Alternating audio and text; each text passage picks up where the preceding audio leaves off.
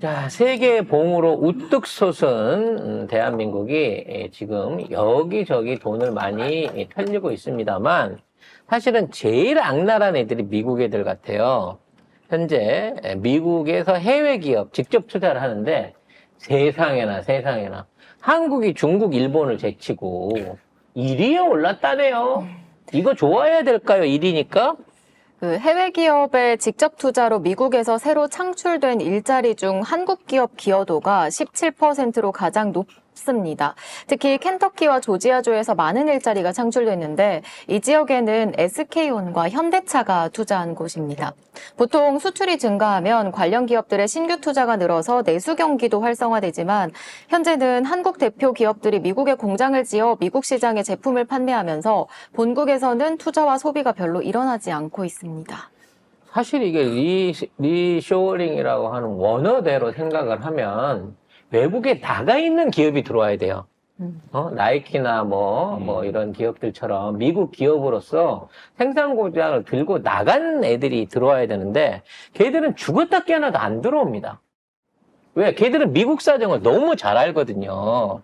그리고 예를 들어 나이키가 안 들어온다 그래갖고 미국이 나이키를 법정 제재하거나 이런 거 하지 못해요. 그냥 자국 기업이기 때문에 표 떨어진단 말이야. 그러니까 만만한 게 딴 나라에 있는 공장들을 끌어갖고 들어오는 거야. 그래서 가장 먼저 당했던 거는 일본이었죠. 일본이 자동차 공장을 비롯해서 뭐 열차라든지 비행기 공장 등등 여러 가지 이 제조업 공장들을 미국으로 다 옮겼습니다. 그러면서 미국의 세제 혜택 받고 잘 팔 줄 알고 넘어갔죠. 근데 막상 넘어가 보니까 일단 인건비 너무 비싸고 세금 너무 비싸고 원자재 들여갖고 오는 데다가 전부 다 세금을 때리는 거야. 원자재를 사갖고 와야, 이게 본국에서 원자재를 갖고 와갖고 이걸로 해야 되는데 그 수입에 대한 특혜를 안 줘버리는 바람에 미국에 있는 공장은 적자투성이가 되는 거고 결국 본국 공장이 돌려서 얻은 이익을 갖다가 미국 공장에 처박아야 되는 상황을 만들었거든요.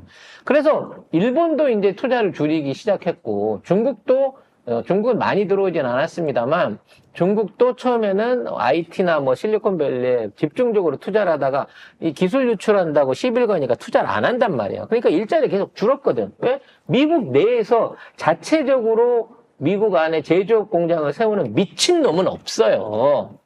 있는데? 누구? 아니, 그래서 결국은 그런 미친 짓을 외국 기업들한테 시키고 있는 거죠.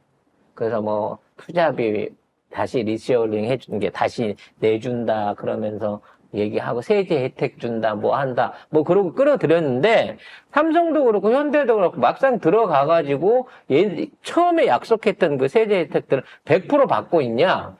아니라는 말이거든. 받고 있죠. 그래서 이런 미국에 들어가는 거는 사실 그 정치적인 목적으로 인해서 미국에 수출을 해야 되는 자동차라든지 반도체 업체 뭐 이런 쪽 안에서는 불가항력인 거예요. 미국에서 장사를 해먹기 위해서 미국에서 10을 자체적으로 만들고 밖에서 50을 수입을 해갖고 수출을 해서 미국 안에 내수 시장을 확보하기 위해서는 안에다 투자를 안 할 수가 없게끔 만드는 상황이었다는 거지. 근데 이 윤석열 정부 들어와서 또 바이든이 들어와서 하고 있는 이런 리쇼어링은 그간의 어떤 리쇼어링하고는 분위기가 많이 달라요. 다 갖고 오라는 거야. 삥 뜯는 거지. 그러니까 이게 삥 뜯는 거에서 끝나면 모르는데 그 삥만 뜯는 게 아니라 우리가 갖고 있는 첨단 기술들을 우리가 어렵게 개발하는 첨단 기술들을 갖고 와서 미국 내에서 공개를 하라는 거예요. 특히나 삼성 반도체나 이런 데서 나가고 공장을 지으려고 하고 있는데 뭐 비용의 문제는 크게 문제가 안 되겠죠. 어차피 나중에 환수 받을 수도 있는 문제고 그만큼 세금에서 까준다고 하면 그 투자 비용을 우리가 먼저 내고 나중에 세금으로 어떻게 받느냐 혜택을 받느냐 이건 크게 중요한 거 아니거든요. 중요한 건 우리가 개발하는 뭐 3나노 이하의 초전도 반도체라든지 AI 반도체라든지 삼성이 고유 기능을 갖고 고유적으로 개발했던 이 기술들을 미국에 갖고 와서 풀어놓으라는 겁니다. 그럼 미국에 있는 후발 업체들은 자동으로 자연스럽게 그 기술들을 습득해가지고 삼성이랑 똑같은 제품을 만들어낼 수 있게 되는 거예요. 이러한 외부적인 정치적 압박을 주면서 우리 기업들을 지금 삥을 뜯고 있다는 거지. 어쨌든 윤석열 정부 들어서 미국 내 일자리 기여도 1위가 한국 기업입니다. 그럼 우리나라는 어떠냐? 우리나라는 보니까 지난 6월 12일에 통계청의 5월 고용 동향에 따르면은 윤석열 정권 하에서 60세 이상 취업자 비중이 331%로 급증하고 60세 이상만. 그리고 청년층 취업자가 감소가 약 17만 3천 명이 감소했어요. 1년에 새롭게 구직자로 나오는 청년이 40만 명 이쪽 저쪽이에요. 대학을 졸업하든지 아니면 뭐 고등학교 졸업 취업전선에 나오든지 1년에 대한민국에도 신규로 필요한 신규 일자리가 매년 30-40만 개가 공급이 돼야 됩니다. 물론 개중에 이제 부모 밑에서 놀고 먹는 사람이 있으니까 피상적으로 한 20% 정도를 25%를 잡더라도 최소한 25만 개, 30만 개 일자리가 생겨야 되거든요. 근데 미국에는 17만 개가 넘는 일자리를 해주는 대한민국 정부가 마이너스 17만. 한국에는 그런 거를 전혀 지원을 안 한다는 거죠. 그리고 60세 이상 취업률은 뭡니까? 세금으로 그냥 하니. 60세 넘어서 취업하면 뭘 할 수 있을까요?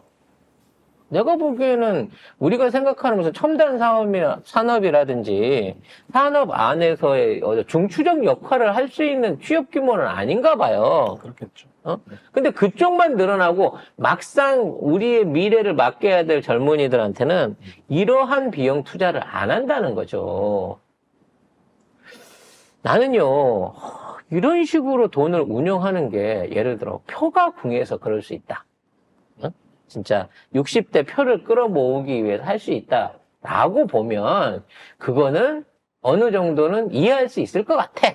왜냐면 60대 표를 끌어다녀야 되니까. 근데 이미 60대 표는 확보를 했거든.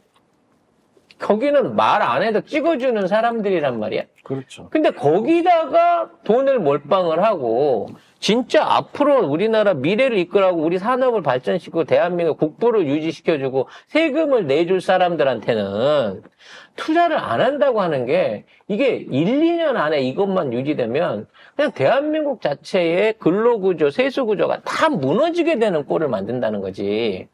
이거를 경제 전문가들이 지적을 안 했을까? 나는 이게 일부러 하고 있는 것 같아, 일부러. 망하게 하려고. 일부러 절벽에서 뛰어내리려고 일부러 달려가고 있는 것 같아요.